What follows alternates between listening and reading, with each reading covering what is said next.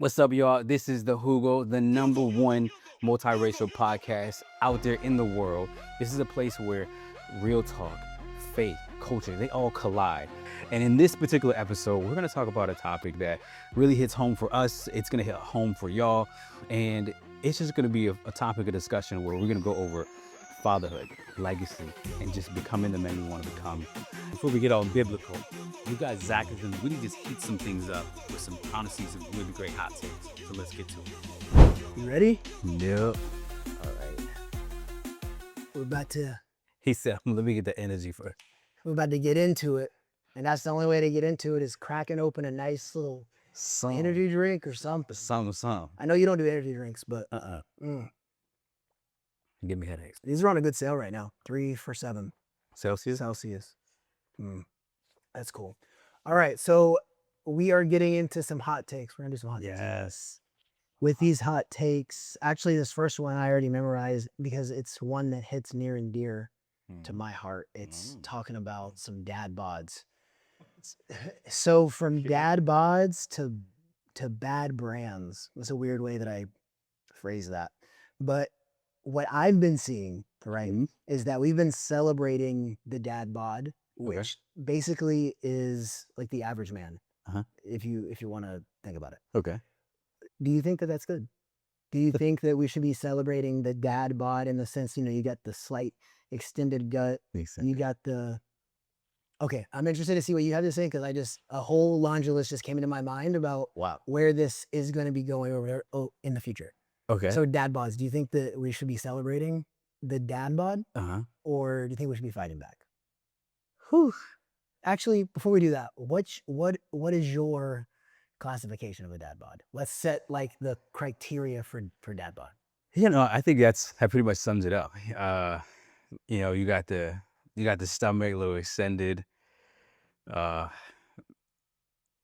feel like you haven't crept into that part where like of unhealthiness where you're like kind of sloppy, but like it's like I see your trajectory. I see where you're headed.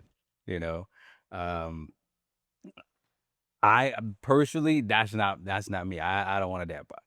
That's personally me.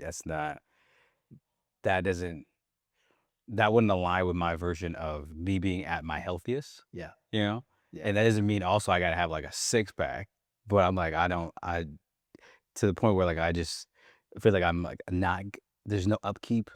I feel like I'm at that point. There's no form of exercise, or very extremely limited, nutrition wise. It's not there. There's just too many factors that I feel like they would just align with me just not being my best and be unhealthy that I just wouldn't want for myself. And I think the good thing is, thank the Lord, I've got a wife that's just, she won't let me get there. Yeah. I feel like that's the best thing of when God gives you a wife, they make you healthier in so many different ways. And how my wife does, and all these different areas, from food to dyes to All of it. to sprays to things that are disruptive. So there's so many things, but like all that to say, like I personally don't think it should be marketed as a huge positive thing. Just for the fact that like, hey, there's with that body type and probably the trajectory of where you're heading or where you're leading your body, it's probably one that's gonna come with health complications at some point. Yeah. I get it though. Like I get what causes the dad bod Yeah. because I feel like I'm experiencing it now in real time. As you get kids, Lack of time. you have such a lack of time. And I understood like at a basic level when people would say your most valuable thing is your time, basically. Right. Now I'm seeing that because my time is so valuable to me, how I spend my time, because there's so limited amount of time. And then when you throw kids into the mix, your afternoons are completely gone. Like after picked up from school, it's basically until they go to sleep, it's go, go, go. And then when they do go to sleep, you have maybe like a few hour window, hour and a half. Yeah. If you're trying to get like a proper amount of sleep in. I can't remember the last time that I had proper sleep. Mm-hmm. So then that impacts your next day. Yeah. And so then when you're trying to throw in, okay, I'm going to work out in the morning before work. Mm-hmm. Okay, well, now you have to sacrifice on sleep. Yeah. We only get like 5 hours of sleep. Yeah. That's going to impact your performance at work. Of course. And then it's just going to be like a death spiral where once you start, it's so hard to get out of it. Yeah. Some people are able to work out during work. Mm-hmm. Some people can't. So Yeah. I see how the dad bod forms Oh yeah. and how difficult it is to fight against the dad bod. Yeah. But when I was mentioning the laundry list, I think the dad bod is changing because of the amount of guys that are doing like testosterone replacement therapy. I think that over the next 10 years, Yeah. the classification of dad bod will not be, we won't think extended gut.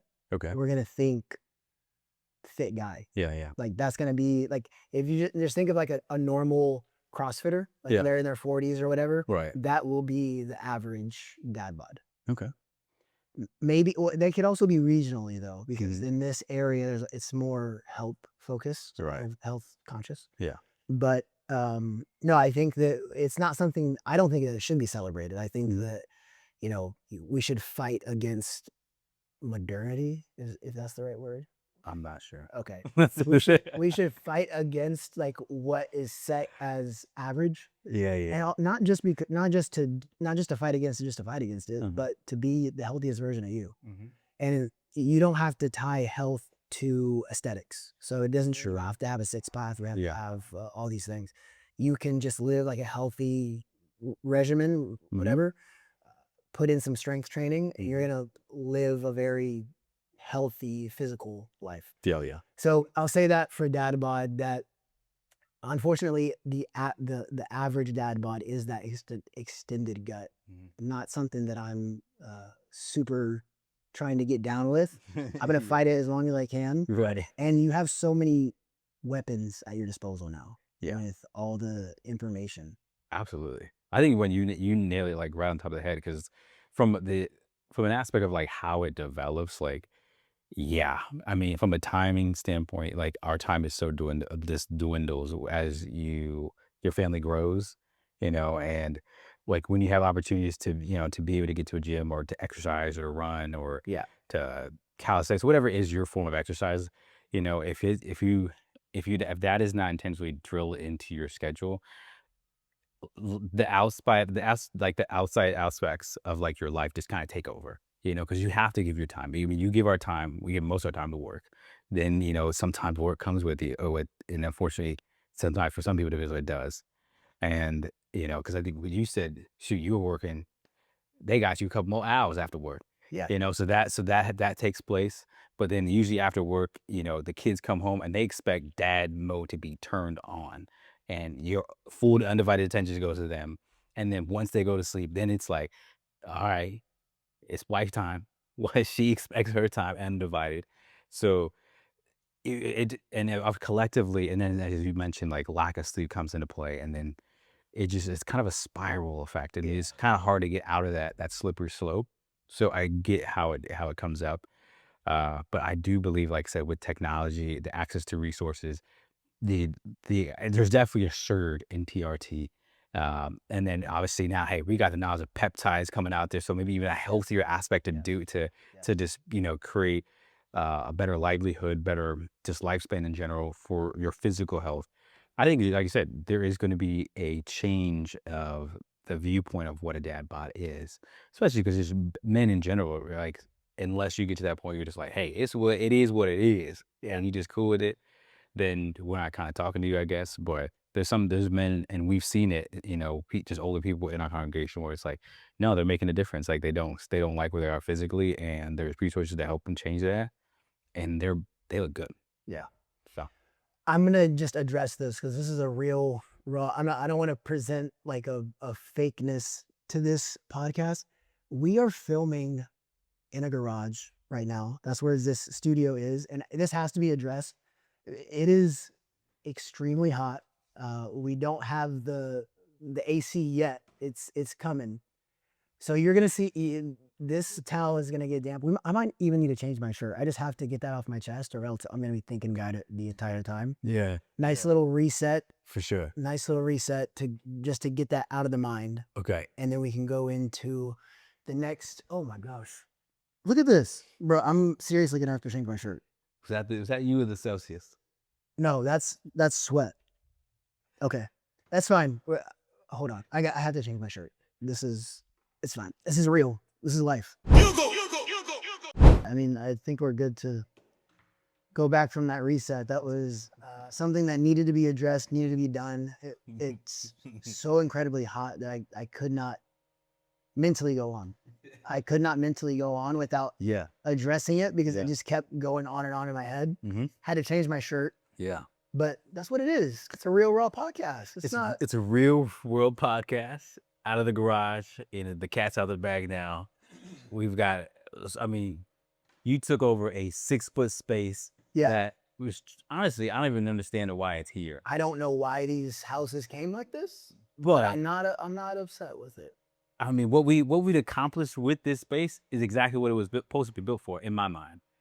Yeah. And you know what? Heat is heat, and we thought we could endure it. Couldn't. It's because it was stagnant. That's what it was. If we were moving around, shaking and moving, that would make sense. But because we were just sitting here in a sauna, I was gonna lose at least 5 pounds during that episode. Because it was gonna, as soon as I start sweating, I can't stop.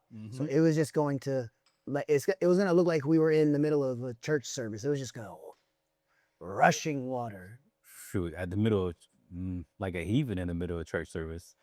But I think we have to let the other people know exactly what happened. So we changed shirts, you know, cooled down inside, left Target visit. We've got 2 fans, and they're misting. You might be able to hear them in the episode, but you gotta do what you gotta do. You know, we're learning as we go. We're gonna edit that out. Yeah, it can be done. It can be done. He can do it. The power of AI. Power AI. We'll see. So, to be honest, we left at a point where I don't even know where we were. Okay. So let's I remember. So we were discussing dad bods. They're moving into the next hot topic. Just to reset, like, mentally, dad bods being the average and how we're if we're okay with mediocrity, with being average, and the fact that dad bods are going to change, not to rehash what we just talked about, because it's just going to be one solid transition. So we'll go into the next hot topic, which is going to be gentle parenting. I feel like this is something that I'm literally in the middle of. It's a balance. So it's a struggle. You struggle between the two things. Do you want to do the gentle parenting or the traditional discipline? And there's pros and cons to both. For sure. And it feels like there's camps that come along with the gentle parenting. Like everyone, it's almost like a cult. Like different parenting styles have cults that attract them. And it's all or nothing mostly. So it's like you're not gentle parenting your child, or you're not doing traditional discipline with your child. I feel like it's not a one size fits all solution. Like, every child is a little bit different. And I think there's grace in both. I don't personally think gentle parenting is something that I subscribe to. There's some aspects of it though. Like with the, getting down at eye level, having a normal conversation with the little person, because they are little people. They're just humans. Have that conversation, even though they might not know what's going on. They can get that, okay, I'm having emotions, or we'll use the gentle parenting term. I'm having big emotions right now. So let's talk through that. That works to a degree, because my son thoroughly enjoys when it's night time. He's not staying in his crib. It's been like an hour and a half process every night. We get him in the bed. He gets up out of the crib, because now he's at an age, we're transitioning him into an actual bed. So he gets up, climbs out, he'll run into the living room. We put him back in. And at a certain point, patience does wear thin, and you got to give him the pow pow. At least for me, the pow pow comes out. Oh man. But, and he does not, this has been a struggle. He does not respond to pow pows. Like, he'll cry, and then he lays down, and it's as if everything he just went through Right. goes out the window. Yeah. And he's like, so I'll lay him down after the pow pow. Mm-hmm. I'll be like, okay, Jackson, we are not getting out of the bed. Okay. Yeah. So he understands what I'm saying. Of course. 30 seconds later, out of the bed. Right. So it's not one child fits all. No.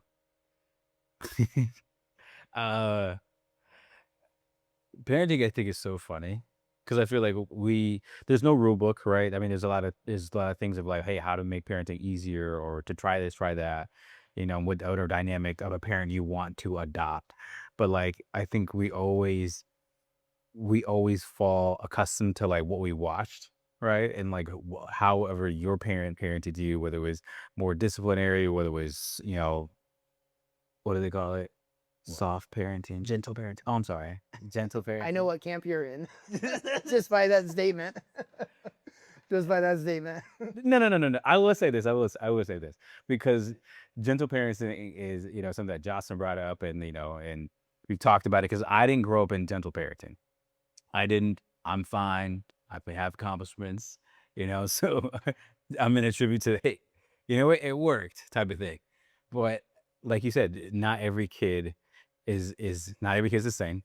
And the gentle parenting, I think there's some true benefits to it.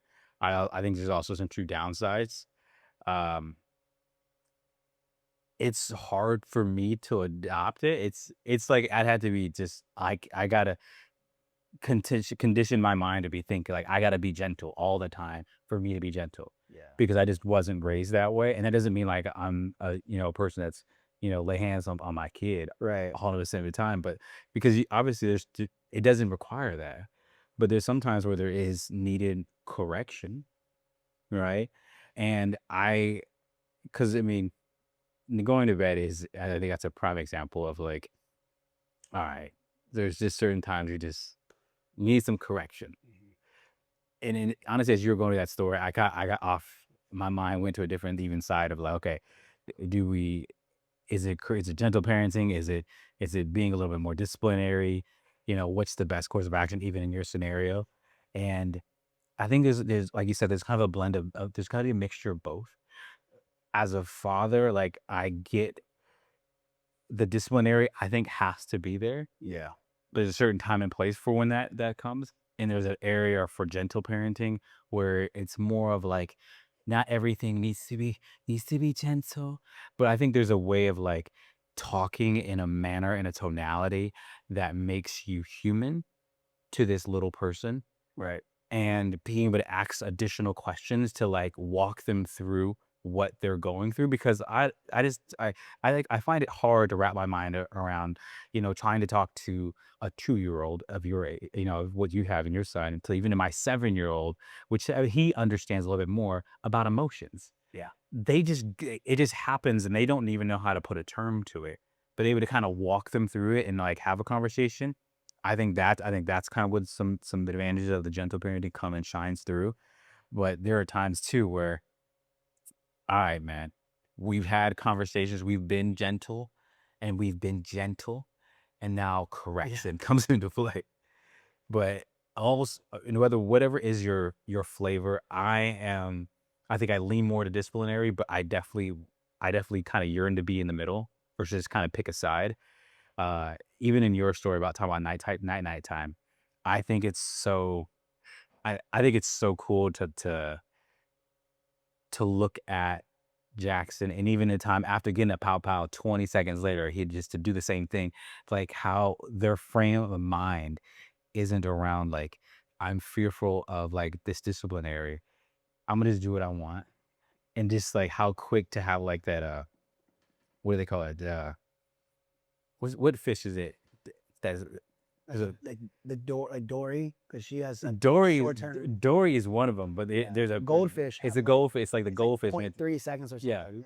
Yeah, that goldfish mentality, and it's kind of cool to like have that goldfish mentality, and like, he's not fearful of you in any regard. It's just like, hey, I want to do what I want to do. I think because there, like you said, there's a balance of both. I think the main thing, two things that are the main things: consistency consistency, and communication. Yeah. So if it's gonna be, if this is okay, 3 things: consistency, communication, Okay. and consequences. There has to be consequences. Consistency. What? Communication, Communication. and consequences. The 3 threes. The 3 3 C's. C's. The 3 C's. 3 C's. That's what it is. 3 Yeah. C's. Okay, got it. Clip that.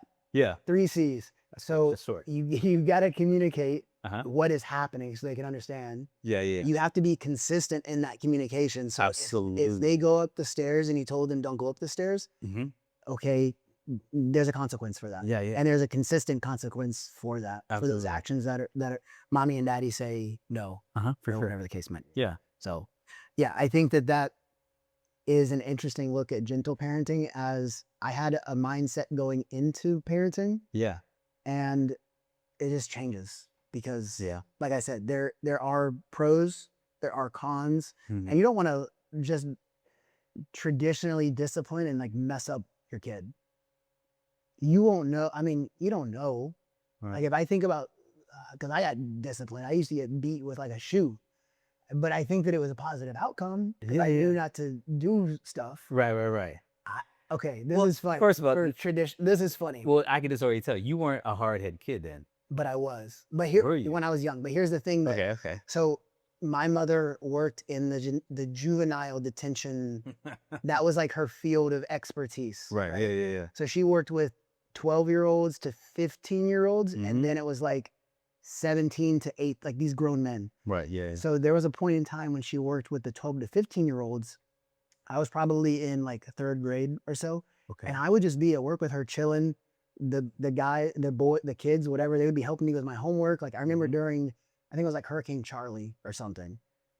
We were at the facility and the place was on lockdown, but some of the good kids got to sit in like a side room and we were playing Madden.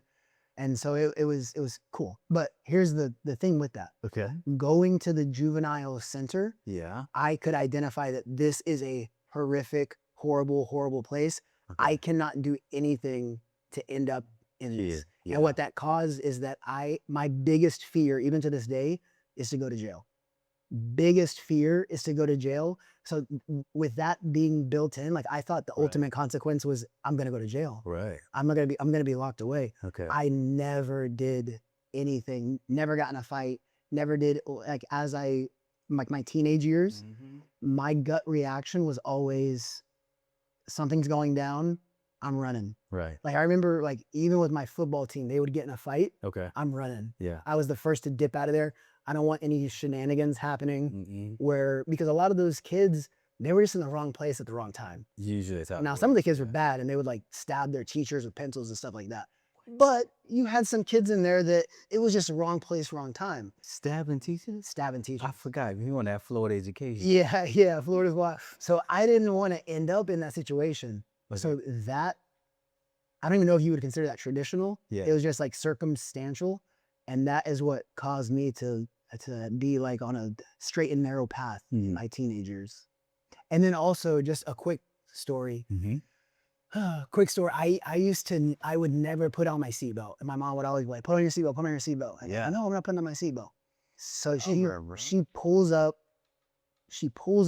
to the jail. She says, officer, my son will not put on his seatbelt. Can you show him what happens to little boys who don't put on their seatbelts? He's like, yeah, come with me. And we walk into the jail. And the town I'm from is a super small town. So it's literally just like a police station with one jail cell. Okay. And no one was in there at the time. Yeah. So we walk in there. He's like, okay, go ahead and get in. We got to go to jail. And he shut the ting. Game over. I've never cried that hard. I'm like, game over. I thought that. How old were you? Right. How old are you? Oh, how old am I? Yes. Under 12. Okay. This was like a core memory. Under 12. Clearly, it's a core memory. Yeah. So I'm keeping that in the back of my mind because if Jackson acts up, for sure, we're going to jail. Like I'm going to take him to the jail. That's quality parenting. Yeah. Look at that, dude. Yeah. You've been on a straight and narrow. Straight and narrow. That is. That's a beautiful thing. Okay, let's go over. This is okay. We can quickly touch on this because last Sunday was Father's Day. Have you noticed that when it comes to Father's Day, okay, when it comes to Mother's Day, there's like this reverence around Mother's Day. Okay, yeah. And it's just like this amazing celebration of mothers. Mm-hmm. But when it comes to fathers, it's kind of like, you know, you get like dad jokes, and it's just not it's not as a like highly celebrated thing, I guess, which is interesting. Mm-hmm. It's like that same effort that we put into Mother's Day doesn't translate into Father's Day. Yeah, I think that And there could be reason for that in some Right. circles. right. I mean, it's sad because it is, right? It's identifiable that it doesn't get the notoriety, doesn't get kind of the respect or the love that on Mother's Day definitely kind of receives, and rightfully so for all the mothers. Um, I think it also kind of has sometimes. Well, I don't think it's sometimes. It's just the fact that fathers have a worse rap Yeah. when it comes to that relationship with their children than mothers do. Yeah. From a national standpoint, you know, there's kind of a bad narrative that will go over fathers, and that kind of just demeans the outlook of the father. And so even on a day that, you know, is about the father, like it almost becomes like another day. Yeah. I think that there could be things that play into it as well. Like men in general, dads, maybe they don't see themselves worthy of being celebrated. So it's kind of like they just throw it off. You know what I mean? Oh, And I know for me, for Father's Day, it was like even for my birthday, I'm like, you know, it's just another day. Like it's really not that not that big of a deal. Yeah. But I did want to throw out a stat that I heard last week. Okay. Father's Day is on average the lowest attended church day of the year. Why do you think that is? I was thinking about this in the parking lot because I was doing parking on Sunday. I think that what that evidently shows is that the one that's driving the household to church Right. is in most cases the mom. So there's not that draw from the man in the household. So when it's a day where, okay, Dad, what do you want to do? It's Father's Day. We can celebrate you. Yeah. The first, and is it always on a Sunday? Or am I tripping? It's not always on a Sunday, right? I think so. Okay. When it's your day, when it's the Father's Day, what do you want to do? Oh, I just want to, you know, relax and have a nice breakfast. Right. And it's not the drive to go to church, because I get it. If it's not their norm, if they're not the ones pursuing it, then on a day where you break cadence, it's not going to be top of mind. Yeah. So that's like a big cultural thing that we need men to be the driver in the household for church. Yeah. Because one more thing, I know we're talking on hot topics for a little bit, but one thing I was thinking about while I was standing in the parking lot, it's a perfect place to like just prep thoughts. Can you think of right now in our generation, who is our like spiritual leader? Like we have a generation without a person that we look to as, because back in the day, let's just say household name, Billy Graham. Okay. So that is someone who the masses look to as like a spiritual leader. Yeah. And not to build up man as like this thing, but we do need people in culture that we can identify as, okay, they're pushing for Christianity in our culture. Right. I think the biggest thing that drives that is unfortunately the algorithm. Because we are so algorithmized, there's no way that's a word. That's okay. Because I got it. Because we're so niched down. Yeah. We're so focused on what our algorithm is showing us. So if it's not in your norm to look at, I don't know, like what's that one guy, Anthony Michael or something? He's a pastor. Like if that's not in your sphere of your algorithm, right, you're not going to see that stuff. Yeah. And so I think that plays into why we don't see spiritual leaders in there for Christianity, is because it's just too niched. But it really bothered me that there's no one that we can look to as like, okay, that's the person that's pushing us. It's now just, we talked about it last episode, but it's now just like the alpha male stuff is what young men look to. It's not like a figure. Okay, the last person, I don't know why I went Billy Graham. That was like 1980s. Tim Tebow is a good example. Tim Tebow is a good Tim Tebow is, I mean, he's not as in the spotlight now. No. But Tim Tebow for a minute was the guy. Definitely an advocate. John 3:16 on every football player. Yep. Every football player had the Tim Tebow John 3:16. Mm-hmm. But and maybe I'm just out of it, and maybe there is someone in Gen Z that pushes that. Mm-hmm. Not what I'm saying. It's cause for concern. So I think you're absolutely right about the aspect of being kind of a niche, and your algorithm can play a huge role into physically what's being shown on your screen or keeping you in the loop. Yeah. Because I guess when I think about it, and then coming from someone who doesn't really have social media, so like it's hard to press on it at a factor of like I'm just not connected to truly give you a legitimized answer. But I mean I would agree. I don't really know of it, at least right now, of any physical person that's like, hey, dedicated, intentionally advocate, going after God's heart and being truly vocal and consistency with that. But for what I have seen though, like, because you brought up the Team Tebow thing, which is really cool, because like I have seen, football, cultures, football programs where the driving factor is the athletes. And like you can go to like, I'm just kind of naming some big ones, but and I'm sure other cultures of football teams are doing this as well, where there is something where Jim Harbaugh, when he was at University of Michigan, and it was It's like one thing after another today. Dang. yeah. All right. I've never even seen the battery done. Okay, Jim Harbaugh. Yeah. So Jim Harbaugh. So yeah, go leaning back into that and kind of like something I'm really I can get kind of passionate about, because coming from a collegiate football background. So Jim Harbaugh, University of Michigan. I think there was some statistic. I think it was back in either 22 or 23. Like, and I don't know the exact number, so don't quote me. But it was like a double digit number of just amount of like kids on the football team that got saved actually during the football season. Oh wow. And so the cool thing about that is so with it, if you know anything about University of Michigan, their biggest rival is against Ohio State, another team where led by faith, and it's like a foundational piece. I mean, hate's a strong word, but the closest word to hate is basically the rivalry. They dislike each other. I don't know a lot about football, but I know Michigan and Ohio. Exactly. Yeah.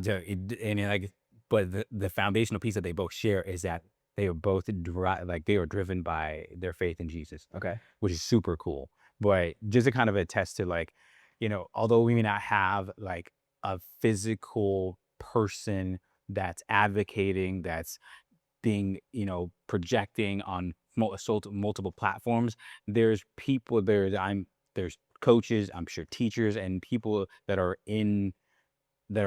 connected to the Gen Z population that are advocates of, hey, this is my faith of Christianity, and portraying that in such a level that it is touching the hearts of young men and women, and just shining a light over just shining a light and kind of open the eyes to like, hey, what's out there for you, for them. So granted, I don't know a particular person. I'm just kind of shedding a light on this an event that happens in institutions. Yeah. Kind of an event that happened that I just kind of remembered. But they may not be televised, but hey, people are doing God's work for sure. Jim Harbaugh. All right, so let's go into internet deep dive, and this is exciting because it's focused on, has some data here. Love reading through some data. So the focus on the internet deep dive is the crisis of absent fathers in the digital age. Interesting. In the digital age. All right, so actually, as a little segue, we're more connected than ever, but disengaged more than ever. Okay. Ooh, so your quality of time. Yeah. That's a big one. Right. All right. So looking at some data points real quick. 1 in 4 U.S. children live in homes without a father figure. Mm-hmm.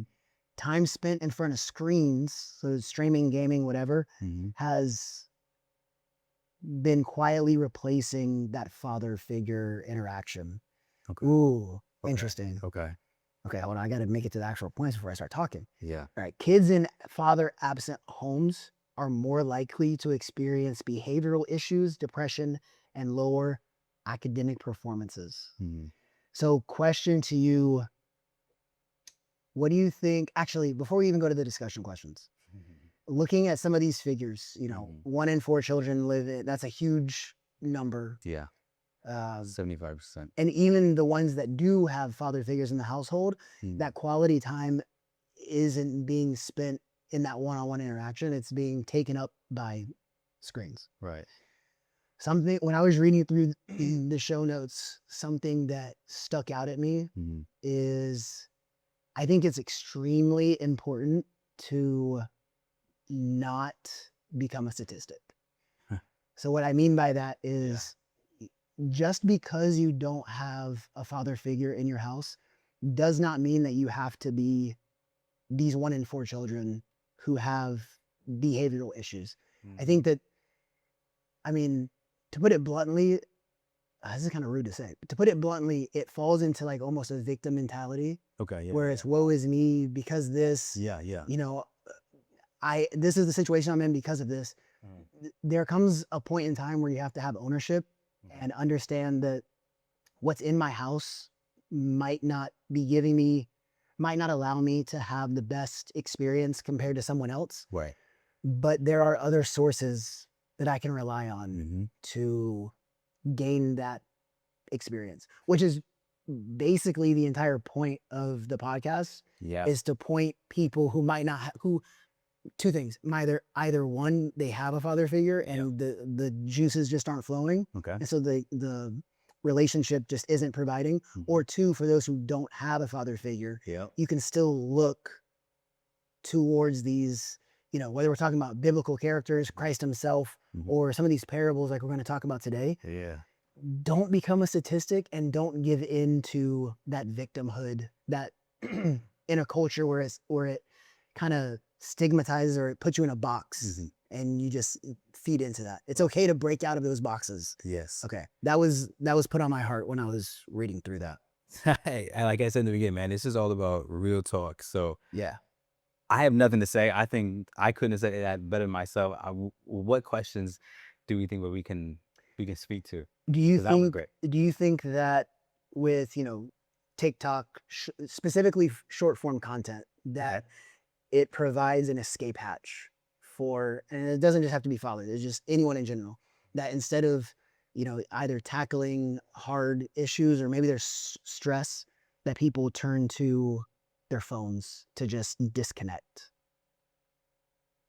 Absolutely. Yeah, I know I do. No, absolutely. And I mean, and because I know we speak to a lot. Probably generally majority of our target market is going to be male, young males, more than anything, and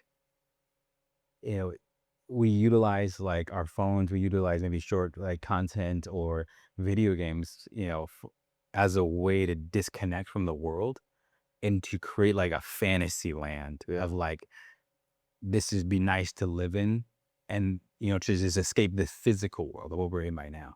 No matter, I mean, your life could be going through X, Y, and Z, and sometimes you need that disconnect, and we find that in sources like tablets, computers, our phones, video games. So like, yeah, absolutely, it's definitely it's pulling us away, and I think there's advantages and disadvantages of it. Sometimes we need that it may be a proper vice to be able to kind of pull away from certain things. But if we're looking at big picture, if you're using that kind of like as a vice to not be able to kind of directly affect, a target or navigate those emotions and handle those stresses in a positive manner, like you're just kind of keeping yourself in a cycle that just it goes around and around and around, and you're maybe putting a band-aid on a problem that you needed to fully administer full focus. Yeah, and you have to have the awareness that that's happening. But that's the bigger thing is, and then I think it comes down to self-awareness, and also I know sometimes self-awareness doesn't come until like with age, right? Or if someone calls you out. But sometimes when you called out, if you lack self-awareness, you fall to defensiveness, And you just go even deeper. and you go any deeper because then you're more on the defensive side of it, and you won't allow yourself to physically like that's not me. Yeah. And you completely you just disassociate like that was never even said. Yeah. So I think it's gonna be the self-awareness is also kind of aligns with just a physical, just a mental maturity, and something that doesn't come till later in years. But sometimes some people are just super mature at a young age, and that could also be come back to maybe the dynamic of the home. Yeah. I know that one thing that I've noticed by ingesting large amounts of short form content, you're basically training your brain on that quick dopamine scroll Right. Yeah. to get like the next fix. Yep. And something I've noticed is that I have my ability to focus on one specific thing has degraded to like a concerning level. So a lot of my job, I'm reading like, it could be like a 1-page, a 6-page document, and I got to be able to lock in Yeah. and read through these documents and identify areas of opportunity or whatever the case might be. And because I'm so used to the short form content, it's hindering my ability to effectively read these documents. Right. And I heard it in another podcast that I love to listen to. It's called Founders, and something that Jeff Bezos had mentioned in a shareholder letter. I think it was when they were launching the Kindle. Okay. They were expressing their concern for, and this was back. Kindle was like 2005, Yeah, that's 2008. a long time. So they were, even back then, they were expressing their concern that the people's book reading habits are going down at a drastic rate, and they're turning towards like either social media or videos. Due to like attention span? Yes, and that's causing their attention spans to drop. So one of the reasons they launched the Kindle is they want to be pushing that narrative of, they want to have the ability to still they want to have the ability to still read books. Okay. So you can build that attention span. Right. That's something that stood out. And when I heard that, that's what gave me self-awareness to be like, yeah, I noticed that at work, I can't even focus on these documents anymore. Yeah. And so what I started doing, doesn't always happen. In the morning, I don't do any short form content until like later in the afternoon. Really? Yeah. Because if I'm scrolling on TikTok like in the morning, I just feel like I can't focus even to like start putting my files together for work. So I've noticed a better performance when I don't consume any videos. It could even be anything video based. Okay. Like if I'm gonna be distracted while working, I'll do a podcast because I can listen and still work, and I'm still thinking about what they're doing. I'm not getting the visual stimulus. Yeah. But yeah, that's something that has been of concern. And I don't know I don't know. I think we're almost too far gone to completely fix that. I think it's difficult. Well, I mean, yeah. You can just cut it completely off. You could, but I'm not gonna just cut it completely off. Yeah. And it's not going anywhere. It's not going. If anyway, it's getting more pronounced. You got to learn how to adapt. And then, what's the easy solve to that? Hey, ChatGPT, summarize this doc for me. Yeah. Well, with work, you can't do that because it's confidential information. But you have like internal AI and stuff like that. But that's where your vice, you're leaning on ChatGPT or whatever. Yep. So solve those barriers. Scary business. Scary. Okay. That was an interesting one. One more thing on this discussion point, and then we'll get into these nice little parables, is what do you think real engagement looks like for fathers in 2025? And actually, I know we're saying fathers, and it might not apply to a large amount of people. So just young men in general. Okay. Youngins. The youngins. The youngins. What does engagement look like? In-person engagement. What does that look like, I guess? Because we even touched on it in our last episode. That authenticity, the authentic self degrades when you're not having those in-person interactions. Yes. And you're only interacting in these short form things. Like you might believe that you know this person you're following, but it's a completely it's a facade essentially, because you can reflect whatever you want on the socials. I could say, I think this is where it's difficult, because it depends on so engagement can be spoken to in many different ways. So it's like, how do we define engagement, right? And then I think a setting plays a huge factor in the type of engagement we're talking about, because where you connected with this person or another male, can justify, hey, how authentic I'm going to be. And I say that because I would consider, we're still young men, and I'm our gonna be young till I'm 60, so yeah, 100%, right? Okay, you can call me, but the YN, they can call me a YN or Y, but but I think so. Like the reason why I say this because like as you're talking, I'm thinking about okay, where are settings that I've had engagement with other men, right? And and where we live, there's a lot of tech meetups, right? So a lot of those tech meetups, they're great for networking and kind of getting an idea of kind of who the players are, or if there's something new that's starting up, or hearing brand ideas. But the problem is, like a setting like that, it's these conversations that we're having. At least I identified very very quickly that they're very transactional. yeah, It's like, okay, I'm him. That you're whatever. What do you do? Okay, okay. Who do you work for? yeah, Oh, okay, so you know this person? Oh, you don't know that person? Okay. And it's we should connect on LinkedIn. And it becomes transactional because it's like, okay, what can I get from you, or who are you connected to that you could help me get to? yes, And I get that from a business standpoint, but when you're trying to build relationships in those environments, they never feel real. They never feel authentic. right, They just feel like very one-sided. Just you ask questions, they ask question, and like if you mesh, you I guess you kind of mesh, but not really. And so I think that your engagement depends on your setting and the intention that you walk into. And that's where you've brought it up too, is like, hey, going to church, how important that can be as an engagement setting, yeah, you know? Uh, and the cool thing about, I feel like the cool thing about, I think, coming to a setting like that is that you don't have to have an intention behind the relationship, yes, Like, I'm pretty sure when we connected, I didn't ask you what you did for work. right. I knew that you were here for a similar purpose as I did. And You're about to send me on a rabbit hole. Like, finish your thing. I feel like you're setting me up for an alley oop right now. we do what we can. There, you're good. Sorry, go ahead. But, Finish. just like we kind of using our life experience. When we met, it wasn't our conversation did come on the back of what do you do for work, figuring out where were you in your hierarchy Right. of your job. It was like, hey, another man of God, right? Another son of God. And I can connect with you on that level. And there's already a piece of you that I like because we're here for probably the same reasons, or we're going after the same objective. Yeah. Yeah. And then we can really rock on that. And probably the more that we engage, the more we keep showing up, our personalities will come out. We're going to start to identify like similar characters or similar likes, dislikes, whatever.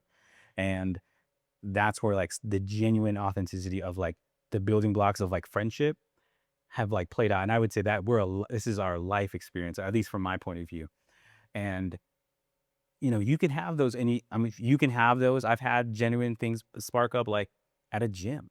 It's like, hey, what are you doing? Why you do that? Okay. And it's like, all right, your guy likes to work out. Cool. And we just keep showing up. I keep seeing you. And next thing you know, it's like, hey, what's okay? Hey, you help me with that. And the next thing you know, hey, what's up, man?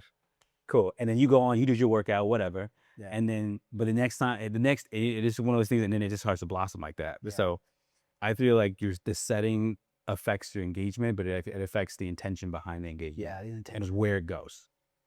Yeah. But when you said transactional, that's what sent me down like this rabbit hole of what is so sad is when you are in places where you feel like you can let your guard down, like at church, Okay. and you can tell very quickly when conversations become transactional. Yeah.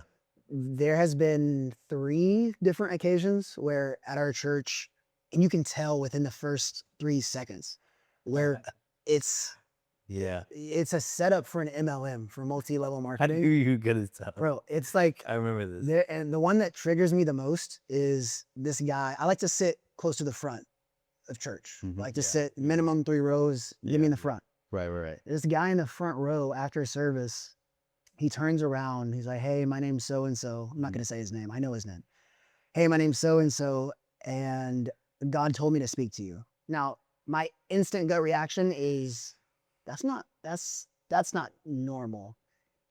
maybe it should be normal, but guard is up. As soon as you say, hey, God told me to speak to you, my guard is instantly up. Okay. And I said, okay, what did he tell you? What do you want to say? He's like, my name's so-and-so. What's your name?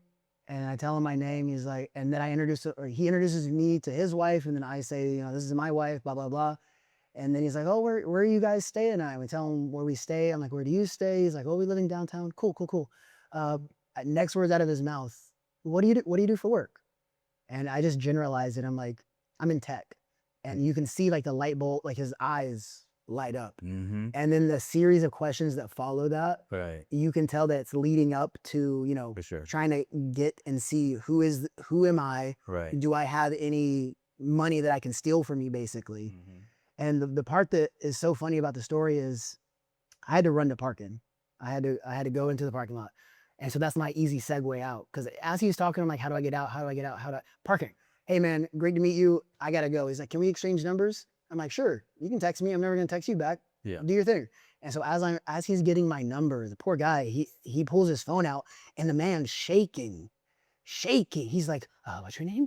He's typing my name in. Man. I'm like, okay, this is like his first time. You about to be one of his new. This is his first time, because my biggest thing with the MLM is if I'm gonna say no, but at least, you know, put some effort in. Invite me to coffee, buy me a dinner first, and then make it like over the course of 4 or 5, lead me into that, and then it's gonna lead up to a bigger disappointment. So I appreciate that I can just identify it up front. Okay. But if I was doing it, I would get to know you. Okay. Over like a month-long basis. Okay. Create a surface level friendship. Got it. And then, hey, I never told you what I do for work. Blah, blah, blah. This is what I'm doing. I connect businesses with XYZ, and for $290 a month, you can do the same thing. That's what I would do. Okay. So it's sad that happens at our church. It becomes very transactional. You got to be on guard, honestly. You can't just let people dive into your personal life. For sure. So point is, if you're coming from my boy Zach over here, he wants to be wined and dined. Yes. Okay? Take him out for coffee. Please. Get him a beverage. Maybe a sub. Yeah. You know, something simple. Something. He's not requiring a just need effort. Dinner. Just show up. You know what I'm saying? Yeah. Every time they where have I heard this? Every time they come up to me, I'm like, your approach is wrong. Number one, why are you doing this at church? Number two, that's a poor setting. That's not better. That's not. Yeah, that's definitely not the setting. People's walls are down. Yeah, but then that it almost seems manipulative. Yes, because it's almost like taking advantage of a vulnerable person. Yeah, that's like, you know, their walls are down, you know they're hurting, and it's like, okay, this is his easy access. You know, that's what's scary. And how many people fall for it? Yeah, and it's one of those.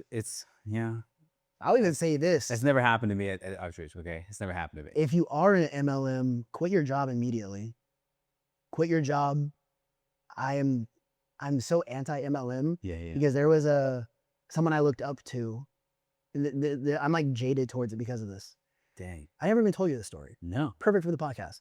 So there was this leader, this guy that I looked up to, right? Okay. And he was a cool guy.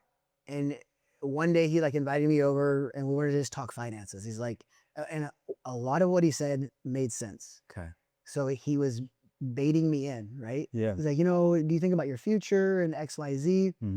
And then we were talking about finances and he started hitting these little buzzwords. And something just in me knew that this is weird. Something's off. That he's setting this up like this. Yeah.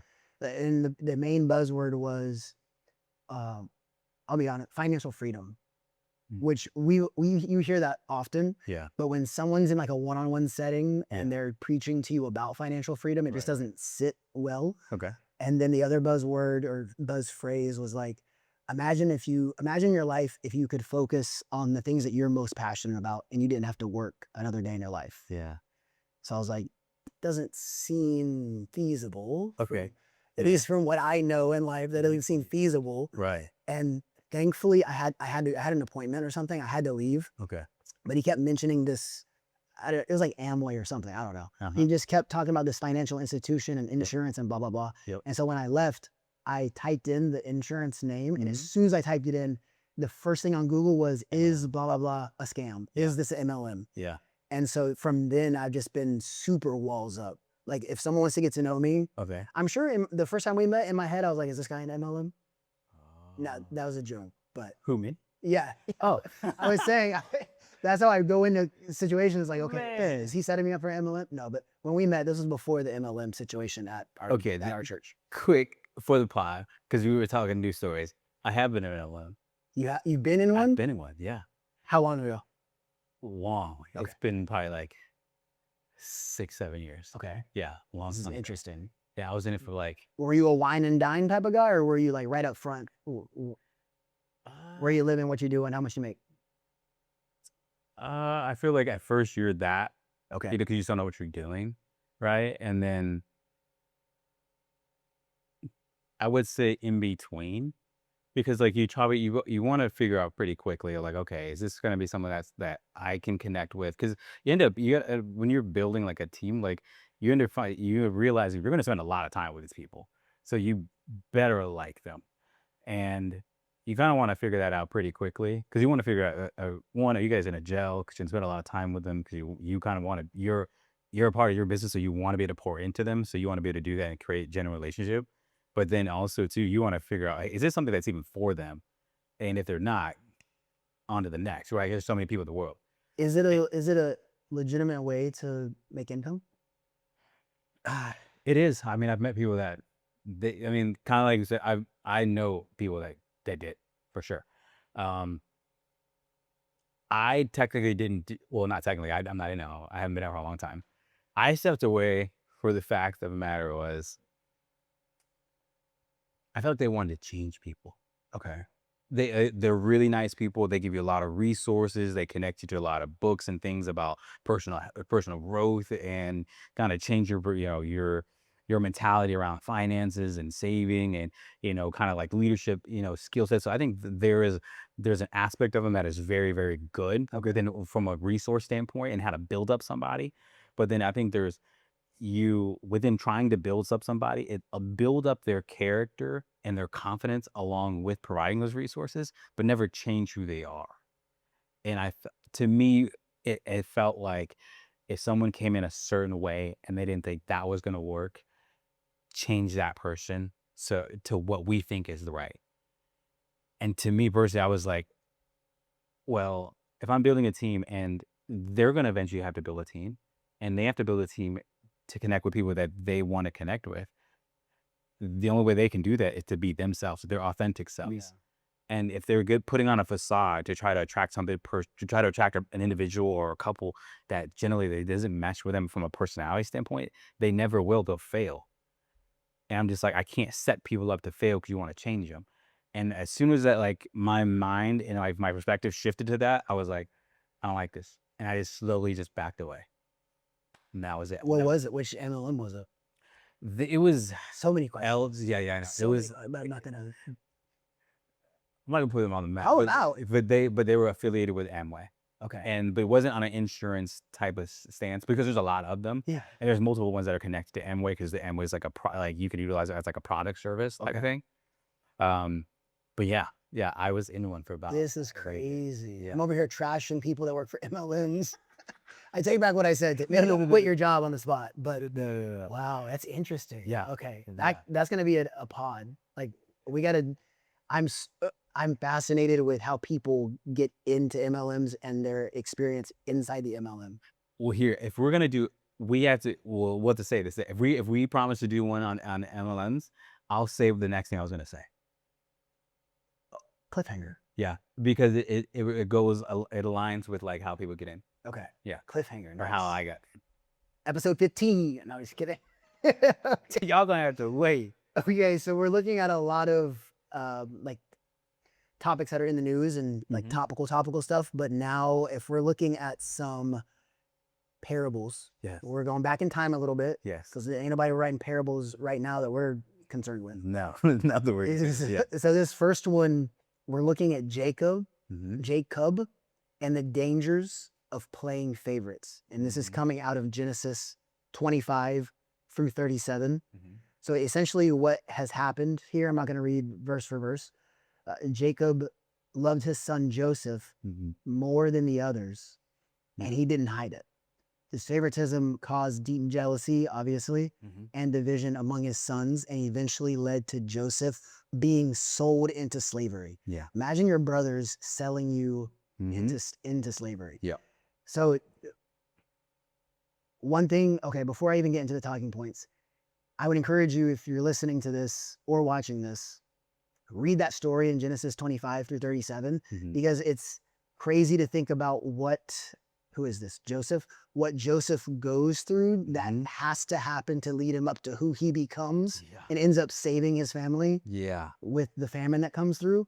So I say that to say sometimes those heartaches or those storms that you're in the middle of, it's not an accident. Like, it could be leading you to the development that is needed for you to be who you're meant to be. Because you aren't living your authentic self right now. Well, okay. You're not living who your end product is, right? Like, you have to go through those troubles and trials to get to that end result. So that just stood out. But something key, favoritism breaking trust and unity within families. This, to me, it's not something that's 100% relatable right now, but it's something to be like cognizant of, as I'm going to assume other children of mine will be produced. So with that, and it's, parents always say, I don't have any favorites. How is that true? I don't know if I fully, I don't see. I feel like, when your child is the firstborn, there might be no, I'll take that back. Not even the firstborn. If you have if you have two kids and one kid is leaning more towards your personality, it could be understandable if that is like your favorite child. Like, if they're like a situation, I'm talking a lot, but if there's a burning building and you can only take one kid, who are you taking? That can't be public knowledge, because then you're going to drive that animosity between the children. Yeah. Dang. So I think this is a tough topic for us to touch on, because you have one kid, I have one kid. Yeah. Right. So I have a good topic to like segue into this. Okay, got you. Something to think about here is that even godly men can sow dysfunction that they're not aware of. So I'm sure that he didn't intend for his son to be sold into slavery. Of course not. He's just, this is my favorite son. Right. And because of, he's not aware of his doings. Yeah. I think that's the one we'll find out in time, right? How that comes into play. It's something that you hear is like, because parents will say, I don't have a favorite. And then you'll hear parents talk about like, okay, every parent has a favorite when they have multiple children, right? But the key understanding of when having multiple children is that like your parenting to each child will change. Like, I feel like that makes sense, because you're right. Yeah. There could be a child that their personality meshes and connects with yours, or it may, honestly meshes with the other spouse, or with your spouse, or the other parent. And like, sometimes opposite, in spouses, opposite attracts. So your child, they have a personality that kind of just is not you're like, you were like your mom, okay? Right. And I love her, so I love you too. But it's, I don't know. I think it's you can't have favorites. You can definitely parent differently too, depending on the child, based off who they are as a person. I think it's just difficult to talk to, because like I can't speak from a standpoint of like I know what that is, because I don't have one. I only have one. Yeah. Yeah. But I know it's there. I wouldn't see. I think that's the one thing that we're talking about with Joseph, not Joseph, Jacob, was the fact that like I could identify in my own personal mind, like, okay, I'm leaning towards this child because of this factor. But also know that because of that, there can't be an outward expression of, because you will create jealousy. And that happens all the time. You see that where there is in today's world, it's not a favorite. It's more of like, they call them golden child. Yeah. They call them the golden child. And that, especially even as, those siblings, age, like they always pinpoint like, yeah, that was our parents' golden child. And they talk behind that golden child's back. Like, dang, like we can never do right, but this person can get away with this, with everything, with murder. And although hopefully the relationship between siblings is always good, but if it isn't, you end up creating that banishment between that one golden child because of how the parents treated that And person. some it touches on, you have to have that self-awareness because it's a theme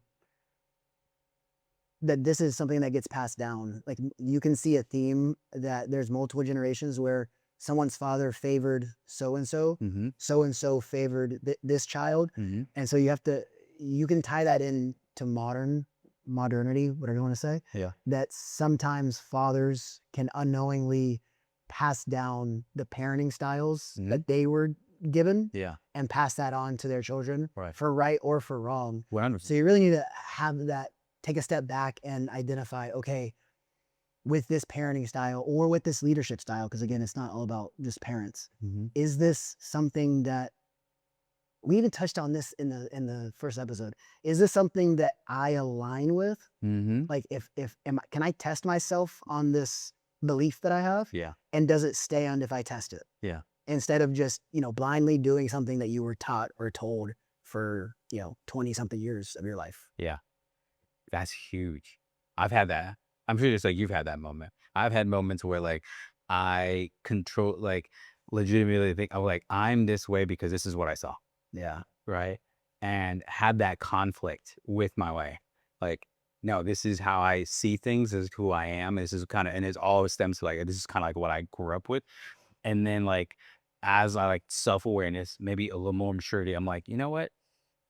I don't like that aspect. And then it's like, you become in this like carpenter of yourself and just like chipping away, like, okay, I identify this characteristic, but I do not care to have this because I want to be this way for my child, right? Yeah. And then you start chipping away, and then once you're able to identify one, you're able to identify many, and then you get to mold, your parenting style or your outlook on as far as on parenting in general. And I think that the good thing, the way to do that is through self-awareness, but I think another way is to also have a partner to identify it for you. Yeah. And I think that's where it like from like single parent homes, that can be extremely difficult because you could be bringing out this generational parenting style that's not beneficial, but you don't have that extra partner to be able to identify it in you and call it out. Because that's when there's marriage and there's two people that are yoked in the home, like you're just not yoked just to be like, hey, we're both great and we're just gonna be great together. Like, no, God calls us to have a person that can identify our flaws. Right.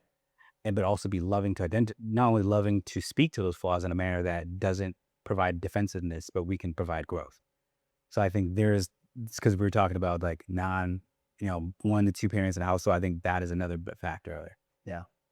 Before we go over to Eli, good old Eli. Okay. Eli. I like these parables. Mm-hmm. I like these parables. So for Eli, we have the cost of passive parenting. So this is coming from 1 Samuel 2-4. Mm-hmm. Essentially, Eli was a priest and spiritual leader in Israel. He failed to correct his sons who were abusing their priestly roles. Interesting. God judged Eli not just for their actions, but for his silence. Basically, to summarize that, the PKs, the pastor's kids, were misbehaving, and he was just staying silent to it. Yeah. I've seen this time and time again. The pastor's kids. I could tell in your voice. The pastor's kids. I see this time and time again. They be those are the wild ones. Because they can almost get away. Also, when you're in that leadership role, do you have more pressure to sweep those things under the rug? Like if I'm a pastor, and I see that my kid is wild now, of course, if I don't want that to be public because it would ruin that's where the selfishness comes. Right, the reputation. My reputation. Right. okay, so and so, you were doing this, that, and the other with this girl. Yeah. We're just gonna sweep that under the rug and not even talk about it Yeah. because I don't want to ruin my reputation. Of course. And so when you look at that story, God judged Eli for his silence. Mm-hmm. You got to be bold, Yeah. and that's hard. That's difficult. I think it's also it ties into what we talked about last podcast on who are you, the accountability thing. Are you holding yourself accountable to the standard of what God said? Right. And that's tough. It's tough, but it's also it's very clear. Yeah. I get it from like you kind of the example that you provided, and a reputation factor, right? And and then sometimes in those scenarios, they have the power to be able to hide things, you know? And so there's accessibility to that option. Sometimes you don't have that option. Right. And you hold accountable, and you you have to have ownership over, hey, my lack of leadership within the home led to these actions, and now I have to and now I'm in a position to correct. Yeah. Right. But sometimes if you're powerful enough, you have the ability to hide those things. And I think then that's a self-reflection moment. Yeah. If you're, there's a word, maybe you're going to touch on it. If your pride is so big, Yeah. that your outward projection of who you are will be tainted by the mass. What was the story? Oh, literally the story with David. He was prideful in his decision, and it ended up a plague came through and wiped out 78,000 people. But what I was gonna say is this definitely hits home for me, not as like the leadership at home, but I'm thinking back to when I first stepped into leadership roles when I was younger. Yeah. And I would consider myself a passive person. Okay. Like I shy away from conflict. Mhm. But when you're a leader, there obviously are going to be moments when you have to embrace conflict because things have to get corrected. 100%. And I think In a moment. I had to disconnect conflict with being like a rude person. Yeah. I'm disciplining. That's a weird word to use with like associates, but I know. I'm disciplining out of love is a weird word, but I'm just for the sake of this phrase, this statement, I can get it out of my head. I'm disciplining out of love, not out of like fear, I guess you could say. Okay. I want you to be safe at work. Yeah. I need you to, hit numbers. There are, like I said before, communication, consequences, and consistency. So when you're not hitting those numbers, I got to come talk to you. These are the consequences. Here's how, let's go forward from here. Right. Also, if you're not correcting and you're not calling out the behavior as it's happening, you're doing a detriment to that person. Absolutely. Either your child or to whoever you're leading. Yeah. It's causing even more damage by not calling it out. Absolutely. You got to shine light on those dark areas. Immediately. Yeah. Because I feel like the longer you let it last, the more they think it's okay, and the more they can like pour into like, okay, this is an acceptable behavior, and it's kind of part of who I am. Yeah. And then at that point, it's harder to recorrect. Right. And here's one thing too. Do you think, because I know what the answer is for me, do you think it's easier for you to be more vocal at work than at home?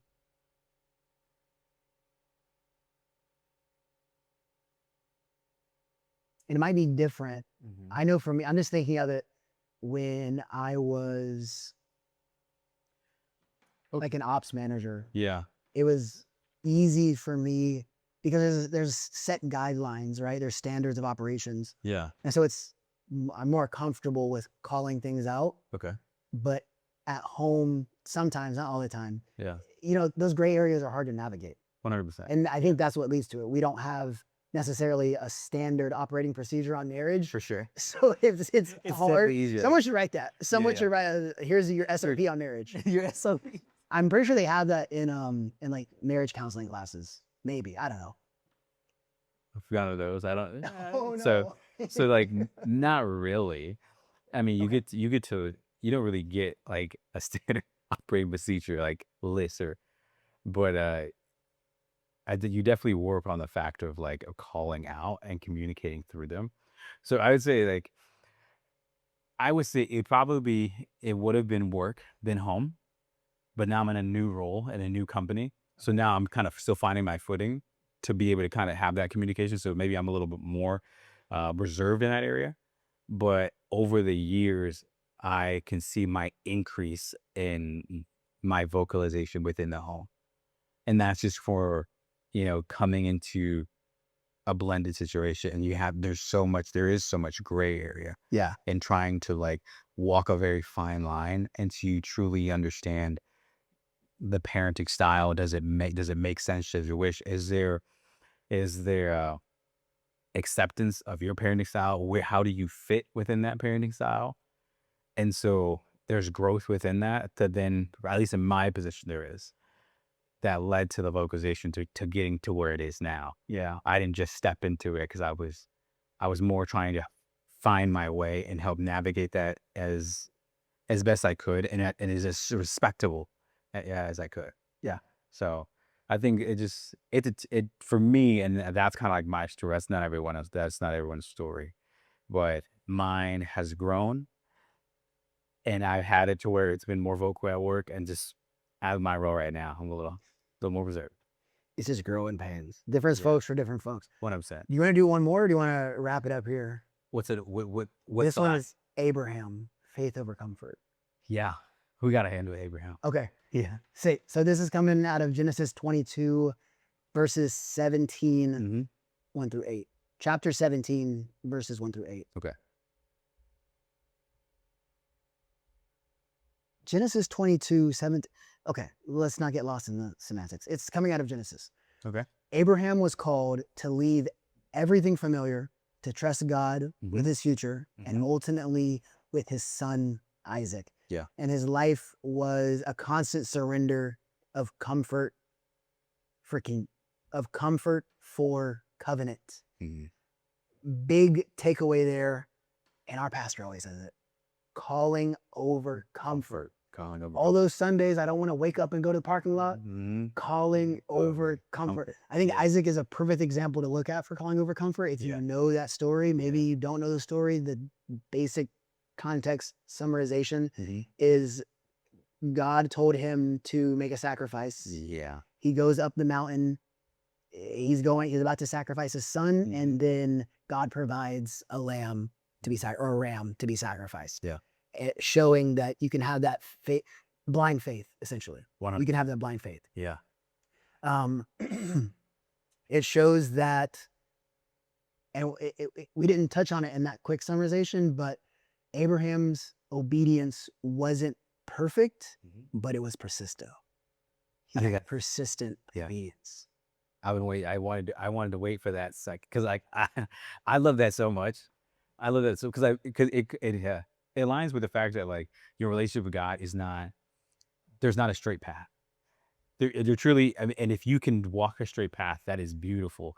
But for the vast majority, you're gonna get knocked down, you're gonna get stumbled upon, you're gonna get knocked off your course, you're gonna fall into sin, you're gonna have separation, and like it's a weaving path of like, you know what? Hey, something happens, I get off course, I get back on course, and his obedience was like this. Yeah. Like he never lost sight on a true purpose, right? His own purpose, and again, a man after God's heart.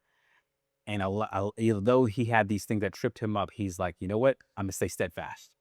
And I think that persistence of obedience I love that so much because it shows that God chooses people that are just human.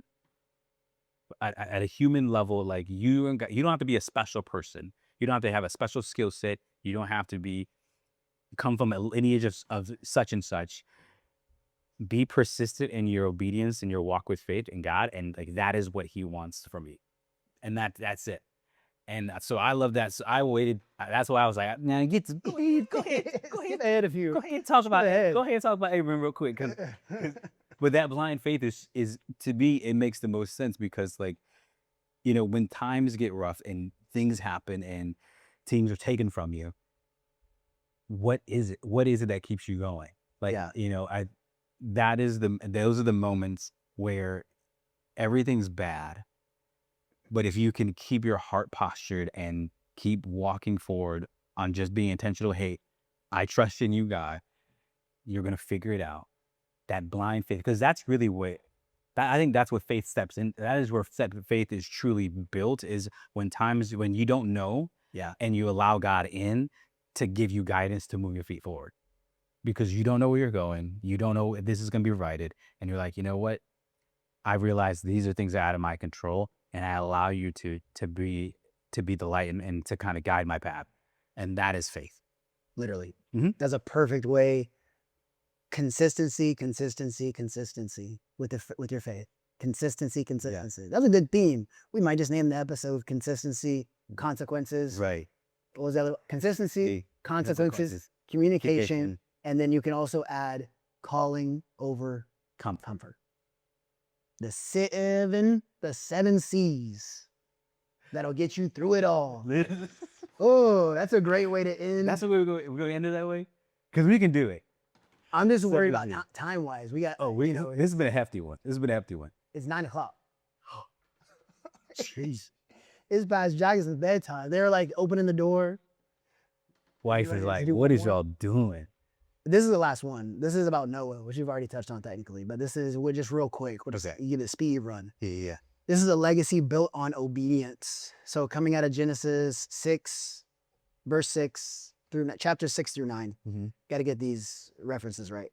In a wicked this is literally what we touched on in episode 1. Go back and watch episode 1, Noah part 1, because watch this. In a wicked generation, Noah obeyed God, built the ark, and saved his family. His obedience created a future for the world, even when no one else understood. So key thing there is obedience over popularity. Legacy starts with listening. And his story reminding men that you don't need applause to build something eternal. Literally. So I'm going to say that again. You don't need applause to build something eternal. So you don't need the views, you don't need the clicks, you don't need the likes to build something eternal. It starts with you. And you need to be able to kind of, one, have your heart and your mind and your eyesight set on the one that can provide that. Right. And don't need an outward, you don't need outward, what was it? I feel like you don't need to be fueled by an outward expression from other people to give you life. Right. To build something great. You know?